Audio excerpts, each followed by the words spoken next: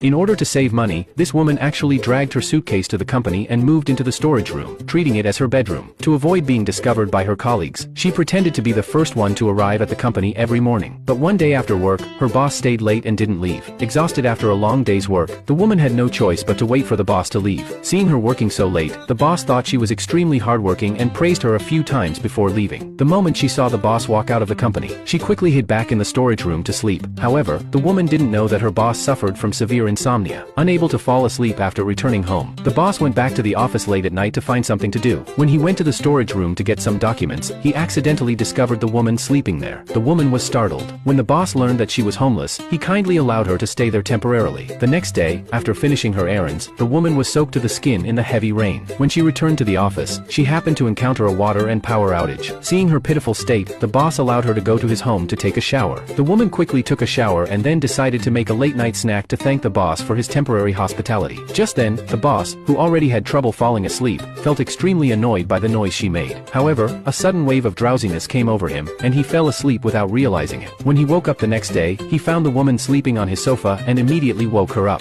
The woman quickly explained that there had been a heavy storm the previous night and she couldn't return to the company, which was why she had stayed. The boss then realized that it was the sound of the storm that had lulled him to sleep. That night, the boss played the sound of a storm on his phone but found that he still couldn't fall asleep. Then, he remembered that it was the sound of the woman making the late-night snack that had made him drowsy. He immediately hired a nanny to make the late-night snack and specifically asked her to make more noise. But he still couldn't fall asleep. The nanny, afraid of disturbing the neighbors, left. Left with no other choice, the boss returned to the office to continue working, only to find the woman happily cooking instant noodles and humming a song. Before long, the boss felt drowsy again and fell asleep on the sofa. After waking up, the boss finally realized that only the combination of the woman singing and the sound of her making the late-night snack could help him fall asleep. So, he moved the woman's suitcase to his home and asked her to be his live-in assistant, promising that she could stay there for free as long as she made him a late-night snack every day. The woman happily agreed, but just as the boss was about to sleep, his insomnia acted up again. He walked out of his room and found that the woman wasn't cooking but had ordered a lot of takeout. This made the boss very angry, so the woman had no choice but to make the late-night snack as the boss demanded. This time, the boss finally had a good night's sleep. Insomnia is truly agonizing. How do you cope with insomnia?